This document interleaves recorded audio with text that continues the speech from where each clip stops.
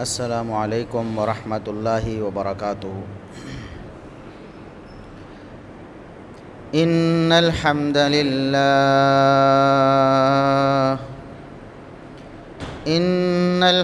للہ نحمده ونستعینه ونستغفره ونعوذ باللہ من شرور انفسنا ومن سیئات اعمالنا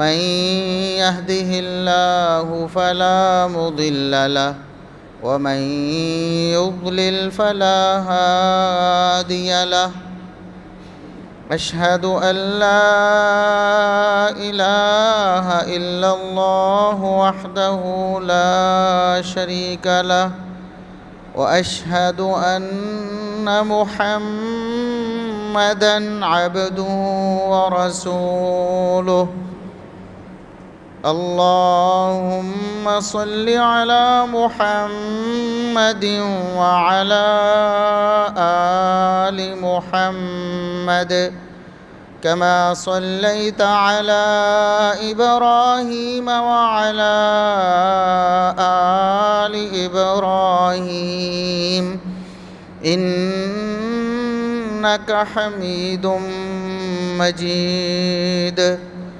اللهم بارك على محمد وعلى آل محمد كما باركت على إبراهيم وعلى آل إبراهيم إنك حميد مجيد أما بعد فيا أيها الناس ألا إن خير الحديث كتاب الله وخير الهدي هدي محمد صلى الله عليه وسلم وشر الأمور محدثاتها وكل محدثة بدعة وكل بدعة ضلالة أعوذ بالله السميع العليم من الشيطان الرجيم من همزه ونفخه ونفثه بسم الله الرحمن الرحيم أُفٍّ لَكُمْ وَلِمَا تَعْبُدُونَ مِن دُونِ اللَّهِ أَفَلَا تَعْقِلُونَ۔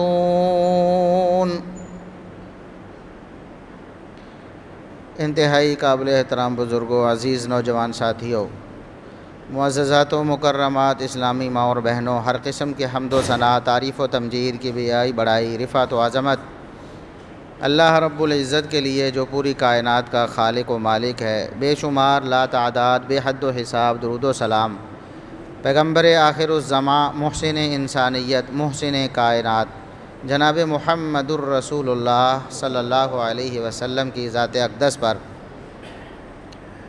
قرآن کریم میں اللہ رب العزت نے بارہا مقامات پر لوگوں کو غور و فکر کرنے، تدبر کرنے، سوچنے کی دعوت دی ہے کہ جو تمہارے عقائد و اعمال ہیں ان کے بارے میں کبھی تم نے غور بھی کیا ہے کہ تم کیا کر رہے ہو؟ کافروں کو دعوت دی کہ تم اللہ رب العزت کے وجود کے انکاری ہو تو غور کرو یہ کائنات ساری کیسے بنی ہے، اس کائنات کا پورا سسٹم کس طرح چل رہا ہے۔ تم نے عقل کو بھی بائی پاس کیا، کیسے سوچ لیا کہ اس پوری کائنات کا کوئی بھی خالق اور مالک نہیں۔ اس طرح مشرکوں کو اللہ رب العزت نے دعوت دی کہ تم شرک کرتے ہو اللہ رب العزت کے ساتھ، تم عقل کے ناخن نہیں لیتے، تمہیں اتنی سمجھ نہیں آتی کہ وہ خالق و مالک ہے، تم مخلوق کو جو محتاج ہے، کمزور ہے، اس کا شریک ٹھہراتے ہو۔ محمد الرسول اللہ صلی اللہ علیہ وسلم کے جو دشمن تھے، یہود و نصارہ کفار مکہ، ان کو غور و فکر کی دعوت دی۔ ابراہیم علیہ السلام نے جب اپنی قوم کو توحید کی دعوت دی، انہوں نے بھی ان کو بار بار یہ کہا کہ تم عقل سے کام کیوں نہیں لیتے ہو؟ اگر تم سوچ لو، غور کر لو کہ تم کیا کر رہے ہو، تو کبھی ایسا نہ کرو۔ اف لکم ولما تعبدون من دون اللہ افلا تعقلون، کہ جب انہوں نے ان کے بتوں کو توڑا تھا، پھر انہوں نے ڈھونڈنا شروع کیا کہ وہ بندہ ہمیں ملے جس نے ہمارے بتوں کو توڑا ہے۔ ان کی نظر فوراً ابراہیم علیہ السلام کی طرف گئی کہ ابراہیم علیہ السلام کے علاوہ تو کوئی ایسا نہیں جو ہمارے بتوں کو برا کہتا ہو۔ ایک ہی بندہ ہے بتوں کی مذمت کرنے والا، تو وہی توڑے گا نا، باقی تو سارے پجاری ہیں، جو عقیدت مند ہیں، معتقد ہیں، وہ کیسے توڑیں گے؟ دشمن ہی توڑے گا نا۔ ابراہیم علیہ السلام سے پوچھا اَأَنْتَ فَعَلْتَ هَذَا بِآلِهَتِنَا یا ابراہیم، کہ ابراہیم آپ نے ہمارے بتوں کے ساتھ یہ کام کیا ہے؟ ابراہیم علیہ السلام نے ان کی عقل کو جھنجھوڑا تھا، لاجک اور منطق کے ساتھ ان کو سمجھانے کی کوشش کی تھی۔ اللہ کا پیغام نہیں مان رہے تھے وہ۔ ابراہیم علیہ السلام بارہا دفعہ ان کو دعوت دے چکے تھے، نہیں مانی انہوں نے۔ پھر عقل، تدبر، غور و فکر، لاجک، اس کے ذریعے سمجھانے کی کوشش کی۔ فرمانے لگے کہ یہ تمہارے جو بڑا بت ہے نا، سب سے بڑا بت، وہ سلامت پڑا ہوا ہے، اس سے کیوں نہیں پوچھتے تم جا کر؟ بڑا بت نہیں ٹوٹا ہے، چھوٹے سارے ٹوٹ گئے ہیں۔ بل فعلہ کبیرہم ھذا، یہ جو بڑا ہے نا بتوں والا، بتوں کا بڑا جو بڑا بت ہے، یہ کام اسی کا لگتا ہے، اس سے کیوں نہیں پوچھتے جا کے؟ پوچھو نا اس سے۔ عقل کو جھنجھوڑا، ان کو غور و فکر کی دعوت دی۔ وہ آگے سے کہنے لگے کہ ابراہیم آپ کو معلوم ہے کہ یہ بت حرکت کر سکتے، یہ تو ہل ہی نہیں سکتے اپنی جگہ پہ، یہ ایک دوسرے کو کیسے توڑیں گے؟ اور یہ بول بھی نہیں سکتے کہ ہم ان سے پوچھیں وہ بول کر بتائیں، یہ بول بھی نہیں سکتے۔ تو ابراہیم علیہ السلام نے پھر چوٹ ماری تھی، لاجیکلی اور منطق کے طور پر ایسی چوٹ ماری، فرمایا اف لکم ولما تعبدون من دون اللہ افلا تعقلون، تمہاری عقل پر افسوس ہے، اتنے تم بے وقوف لوگ ہو کہ جن کی عبادت کر رہے ہو ان کے بارے میں مان رہے ہو کہ یہ کچھ نہیں کر سکتے، پھر بھی تم انہیں معبود مانتے ہو، ان کی عبادت کرتے ہو۔ افلا تعقلون، عقل کوئی نہیں تمہیں؟ یہ عقل اللہ رب العزت کی بڑی دولت ہے، لیکن اکثر لوگ اس سے کام نہیں لیتے، اپنی گمراہی پر اڑے رہتے ہیں، ساری زندگی گزار دیتے۔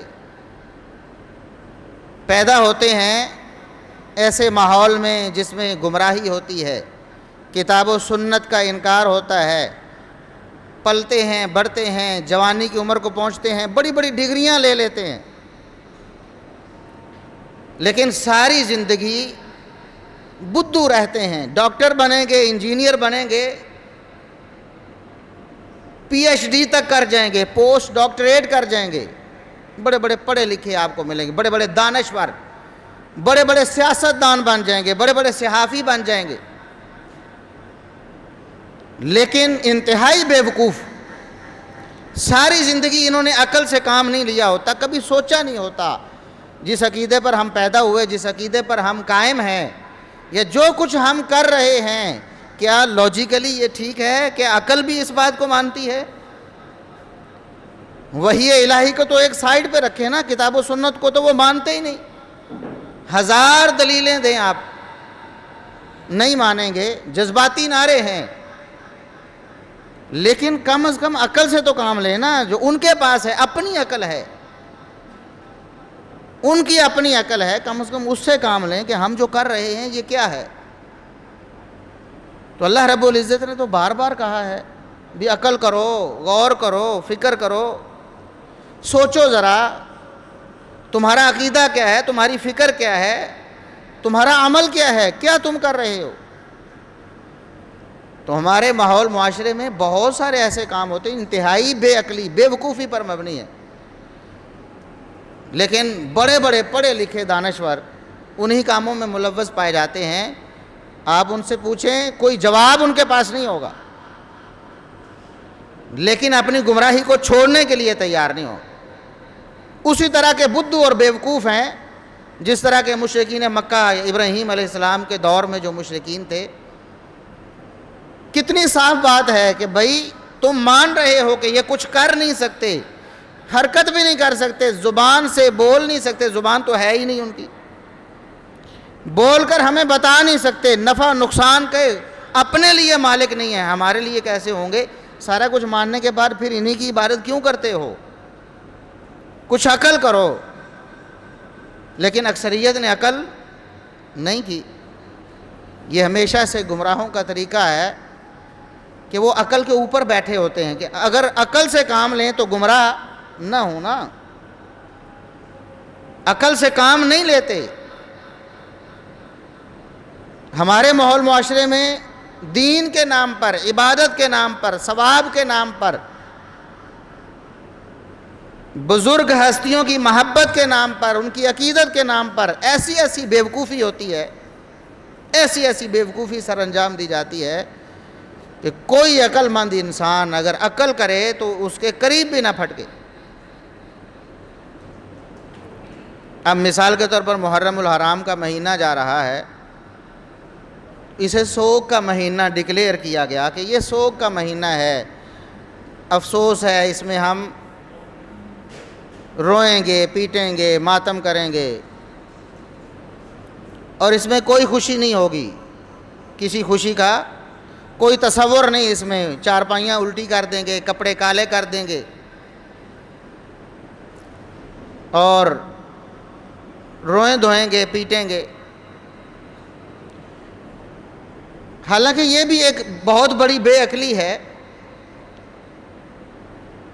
اس کو تو ہم ابھی ڈسکس نہیں کر رہے، اس پہ بہت بات ہو چکی۔ جو میں یہاں آپ کو دعوت فکر دینا چاہتا ہوں، جھنجھوڑنا عقل سے کام لینے کی دعوت دینا چاہتا ہوں، وہ یہ ہے کہ کیوں رویا پیٹا جاتا ہے، ماتم کیوں کیا جاتا ہے؟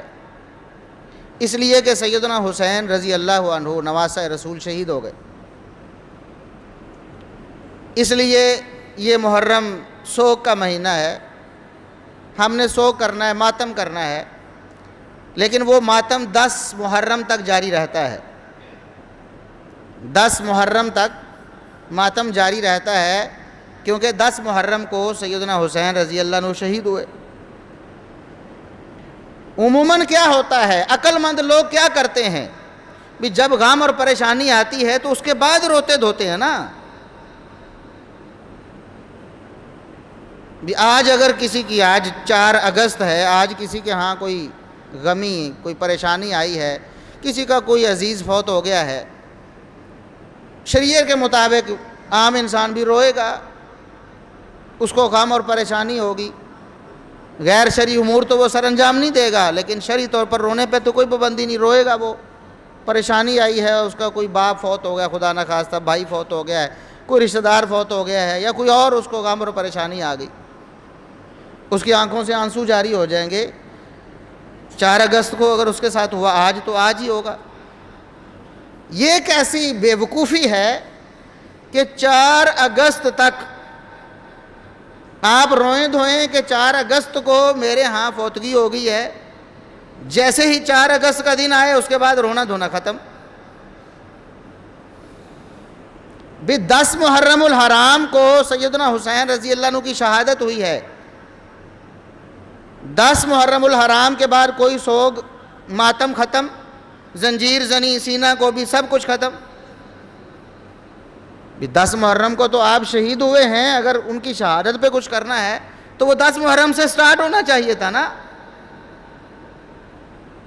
لیکن 10 محرم تک سارا کچھ کریں گے، جیسے ہی شہادت ہوگی سارا سامان لپیٹ دیا جائے گا. اس کے بعد پروگرام ہوتے رہیں گے باقی، لیکن وہ جتنا پروگرام رونے دھونے مار پیٹ کا ہے وہ سارا ختم. بھی عقل سے کام کیوں نہیں لیتے ہو؟ کیا یہ عقل مندی ہے کہ 10 محرم کو شہادت ہے تو 10 محرم تک آپ نے رونا پیٹنا کر لیا، جیسے ہی 10 محرم آئی شہادت ہوئی ماتم ختم؟ اور یہیں تک نہیں، آپ دیکھیں محرم الحرام سوگ کا مہینہ ہے ان کے نزدیک، ماتم کا مہینہ، رونے پیٹنے کا مہینہ، اور اس میں سے بھی خصوصاً 10 دن ہی ہے نا پہلے جب ماتم ہوتا ہے. اس میں آپ نے سنا ہوگا کہ 7 محرم کو قاسم کی مہندی ہوتی ہے، حضرت قاسم کی مہندی ہے. لوگوں کی شادیوں پہ پابندیاں لگاتے ہیں کہ یہ دشمن اہل بیت کے جو محرم میں شادی کرتے ہیں، لیکن خود مہندیاں مناتے پھرتے ہیں. 7 محرم کو مہندی ہوتی ہے. مہندی کا فنکشن بتاؤ خوشی میں ہوتا ہے غمی میں ہوتا ہے؟ بھئی آپ کو علم ہے کہ نہیں مہندی ہوتی ہے؟ ہم کسی کو زور بازو سے روک تو نہیں سکتے،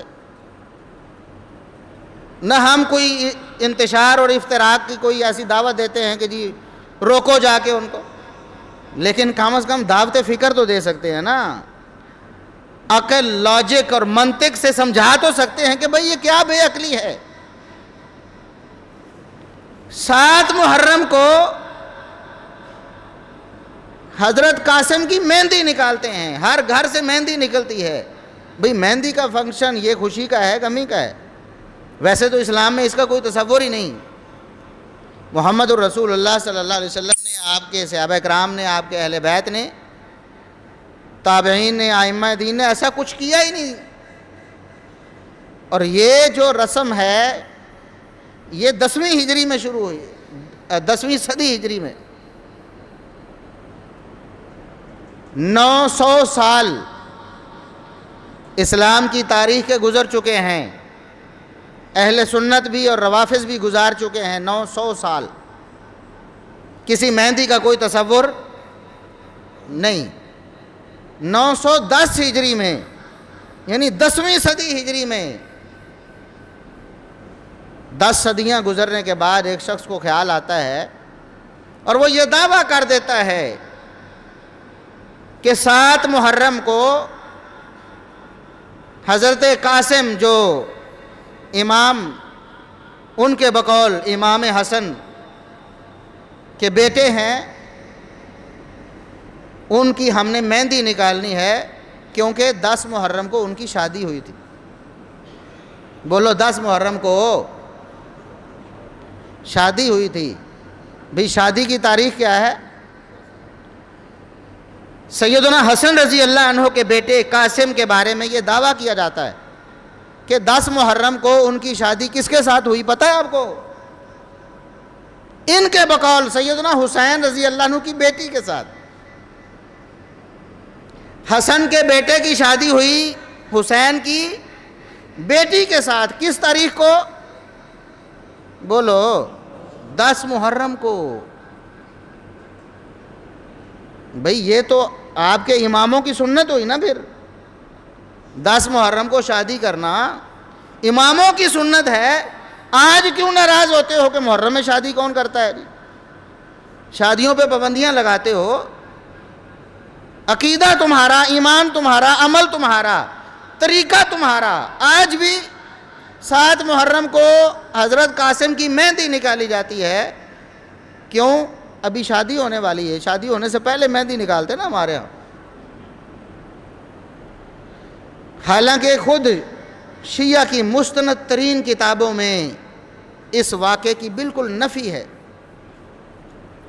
پہلی بات یہ ہے کہ سیدنا حسین رضی اللہ عنہ کی جس لخت جگر کا دعویٰ کیا جاتا ہے کہ ان کی بیٹی زینب کے ساتھ حضرت قاسم کی شادی ہوئی تھی 10 محرم کو، اس نام کی، زینب نام کی کوئی بیٹی سیدنا حسین رضی اللہ عنہ کی شیعہ کی معتبر کتابوں میں بھی ہے ہی نہیں. سرے سے کوئی نہیں، سرے سے کوئی نہیں. اور یہ میں نہیں کہہ رہا، شیعہ کے بڑے بڑے امام، ان کے بڑے بڑے علماء خود آج تک لکھ رہے ہیں اور لوگوں کو کہہ رہے ہیں کہ خدارا یہ کام نہ کرو، خدارا یہ کام نہ کرو۔ لیکن جو کام آپ نے شروع کیا ہے وہ ہے ہی ایسا کہ اس میں پھر بدعت میں ہمیشہ اضافہ ہی ہوتا ہے، بدعت کبھی بانجھ نہیں ہوتی، وہ آگے بچے سے بچہ دیتی جاتی ہے اور اضافہ ہر سال ہوتا جاتا ہے۔ جس طرح ہمارے ہاں عید میلاد ہے نا، اب کئی ہمارے بریلوی علماء وہ روتے پیٹتے رہ جاتے ہیں، لوگوں کو کہتے ہیں خدارا یہاں رک جاؤ، اس سے آگے نہ جاؤ، تم نے تو قربانیاں شروع کر دی، تم نے نمازیں شروع کر دی، تم نے یہ کر دیا، تم نے وہ کر دیا، فضول خرچی، اسراف اور پتہ نہیں کیا کیا کر دیا۔ لیکن جو بدعت شروع کر دی گئی ہے وہ رکنے والی، یا تو اس بدعت کو روکو یا پھر تیار رہو کہ اس سے آگے آگے ابھی بہت کچھ ہونا باقی ہے، کیونکہ یہ بدعت اتنے بچے دیتی ہے کہ سنبھالنا مشکل ہو جاتا ہے، مشکل ہو جائے گا۔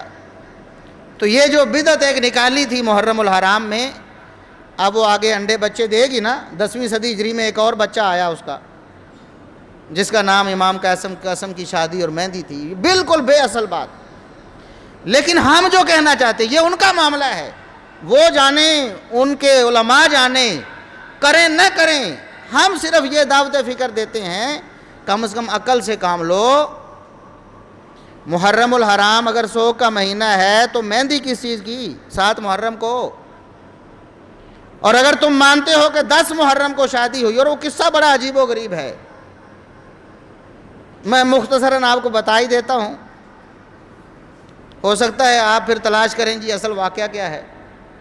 واقعہ یوں بیان کیا جاتا ہے کہ حضرت قاسم جو سیدنا حسن رضی اللہ عنہ کے بیٹے تھے، واقعہ کربلا جب ہوا 10 محرم، جب 10 محرم کا دن آیا 61 ہجری میں، تو انہوں نے بھی خواہش ظاہر کی کہ میں بھی لڑنا چاہتا ہوں۔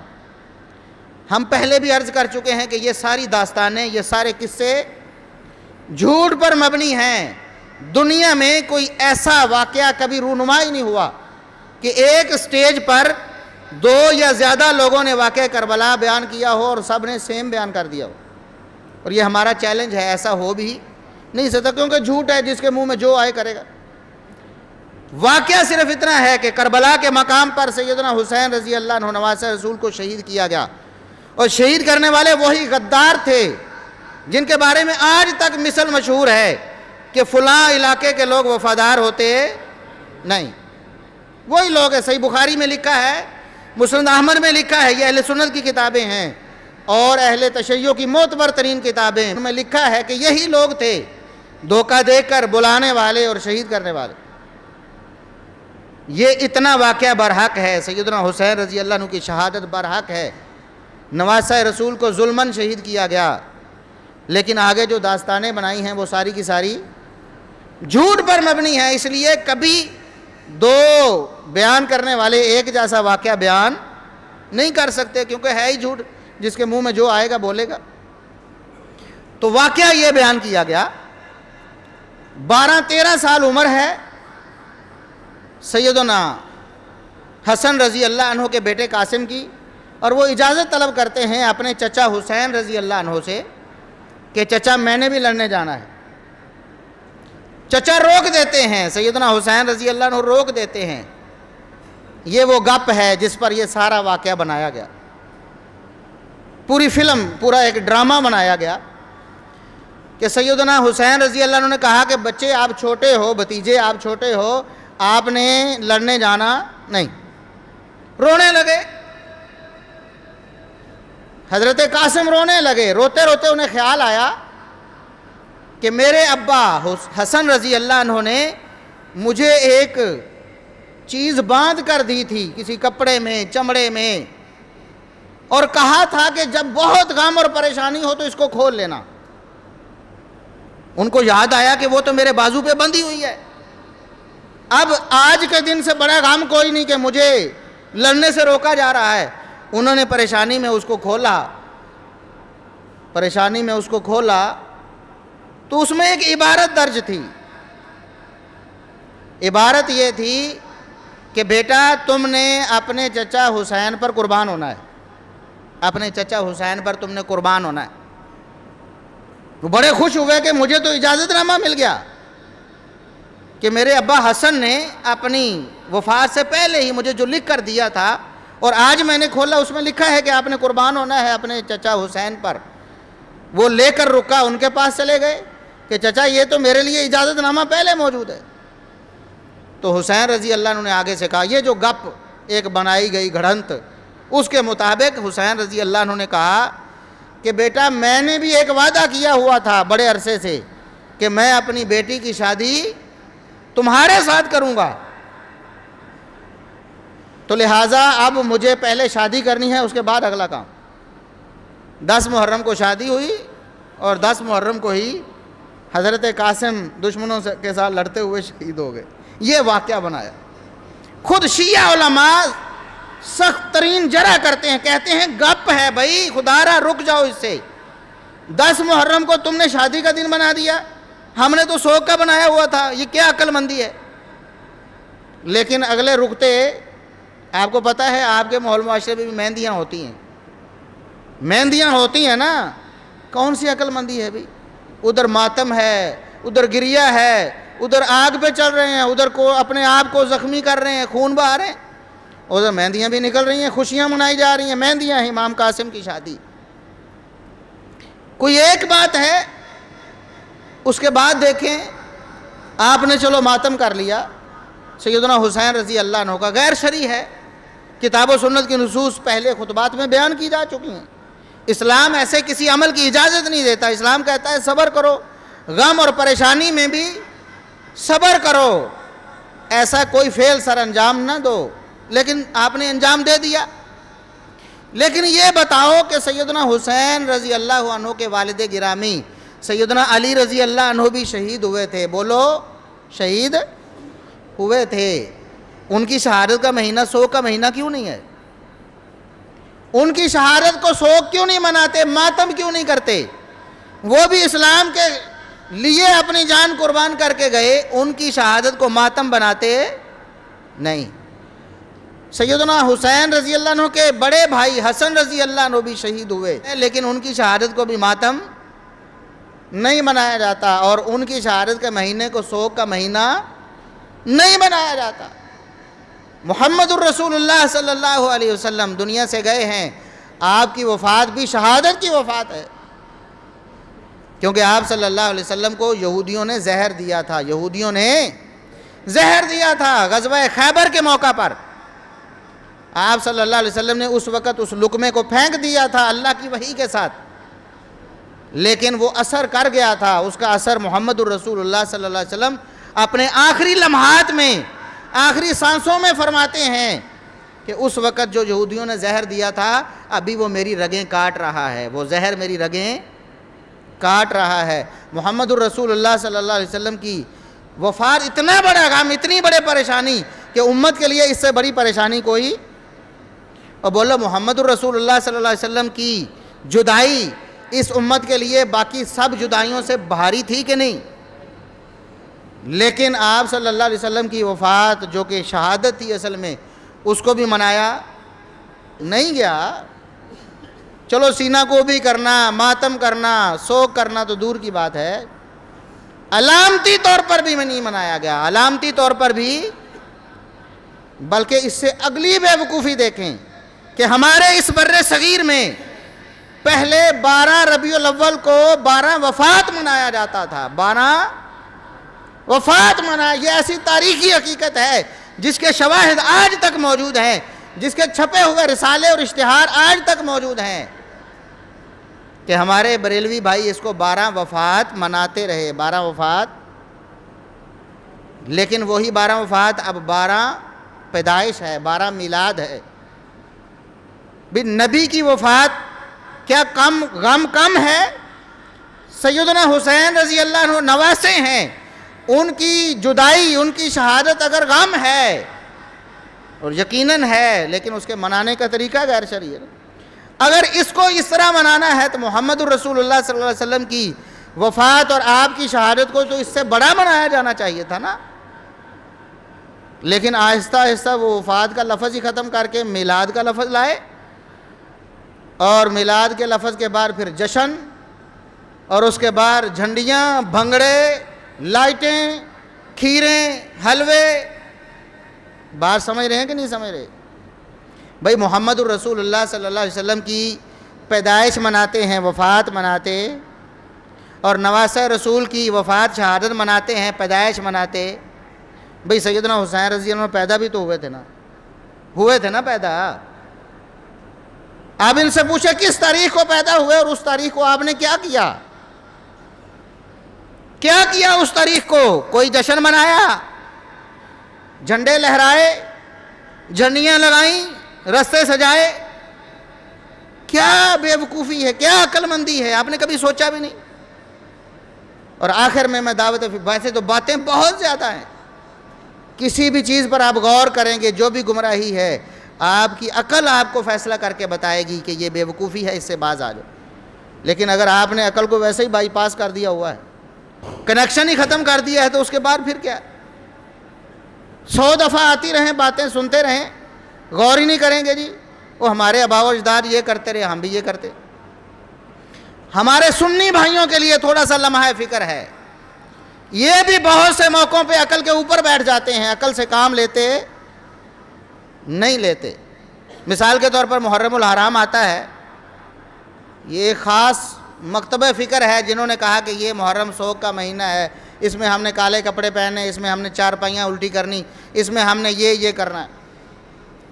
ہمارے بہت سے سنی بھائی ان کے ساتھ ہو جاتے ہیں، ان کے ساتھ مل جاتے ہیں، ان کی مجلسوں میں، ان کی محفلوں میں، ان کے جلوسوں میں سبیلیں لگا کر، بریانیاں پکا کر ان کی خاطر تواضع کرتے ہیں، اور وہ سمجھتے ہیں کہ ہم اہل بیت کی محبت میں یہ کام کر۔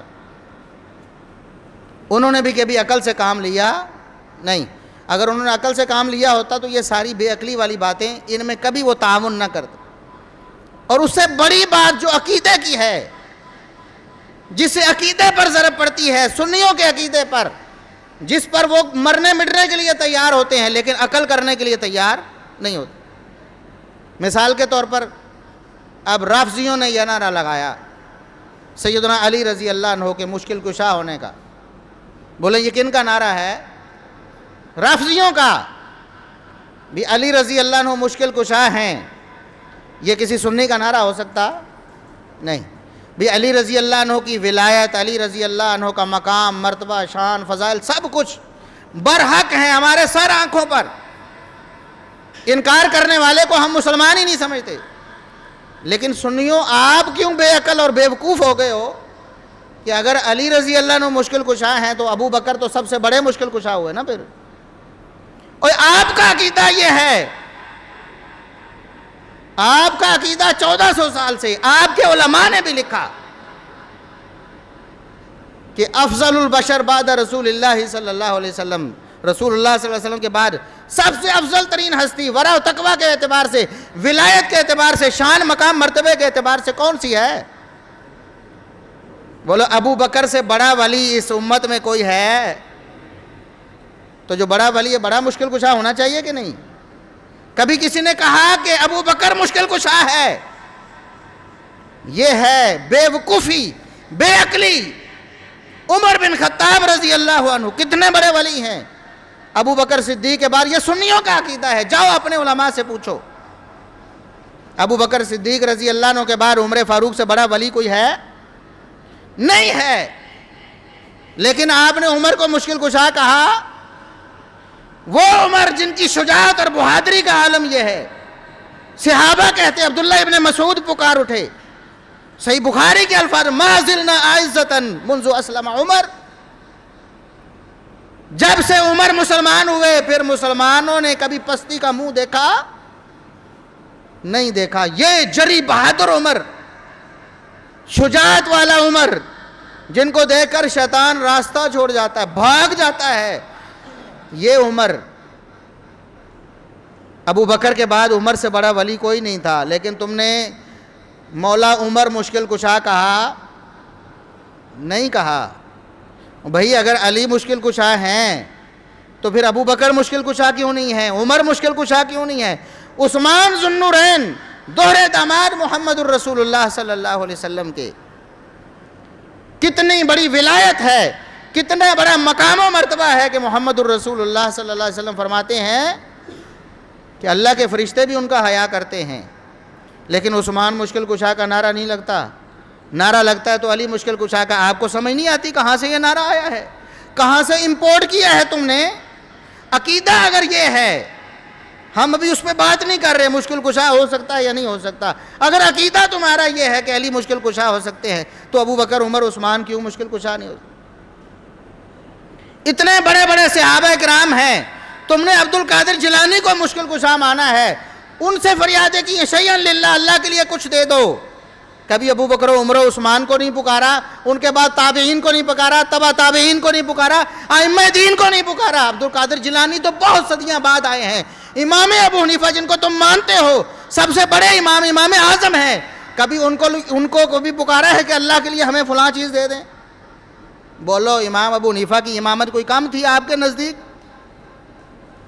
کہ ایک صدیوں بعد آنے والا شخص، تمہیں پتہ نہیں چلتا کہ آپ کا عقیدہ کہاں سے آ رہا ہے؟